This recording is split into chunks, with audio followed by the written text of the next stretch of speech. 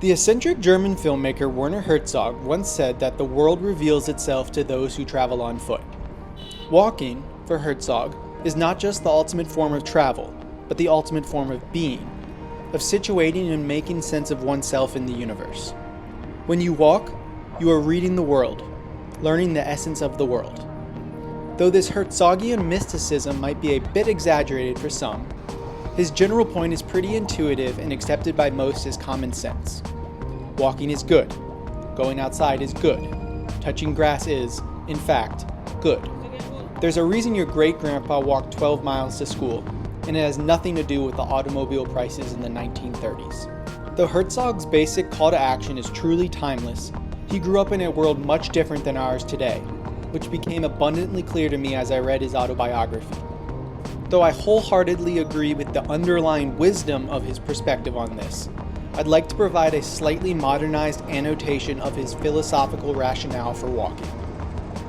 Walking, for Herzog, meant exploring a world that you didn't know and knew you didn't know.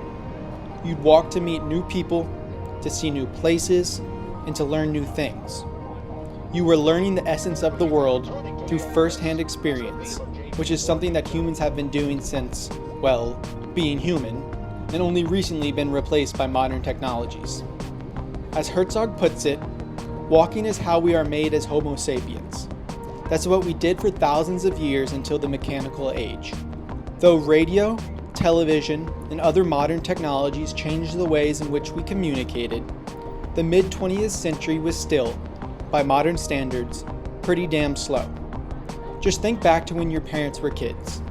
Sure, you could tune in to see Johnny Carson every weeknight, or make a transatlantic call to a friend in Paris, but compare that to having the sum of all human knowledge in a small rectangle in your pocket, and it's looking like the Flintstones. It truly did feel like there was valuable information that could be gathered only through first-hand experience back then. Herzog walked because modernity, despite its promises, did not provide a sufficient alternative to foot travel when it came to making sense of the world. Instead, it offered only alienation, microwavable dinners, and a really robust interstate highway system. But modernity, like all things, ran its course, and that little thing called the internet came around and changed everything, or so we like to think. Here is where my main alteration to Herzog's philosophy sits.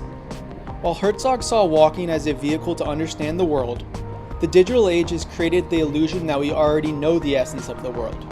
And as such, walking is not revealing in the way that it was for Herzog. While the actual reasons for this illusion go beyond the scope of this essay, and I'm admittedly relying heavily on my own intuition here, the important point is that people today genuinely feel like there isn't a depth of knowledge to be gained from simply walking.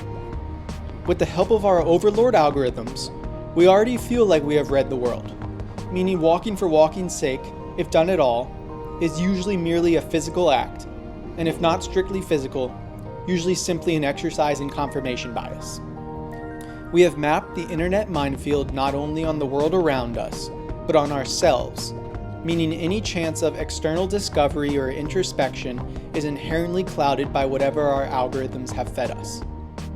Because of the internet, it seems we can no longer have Herzog's quasi-mystical relationship with walking, as the world just isn't that much of a mystery anymore.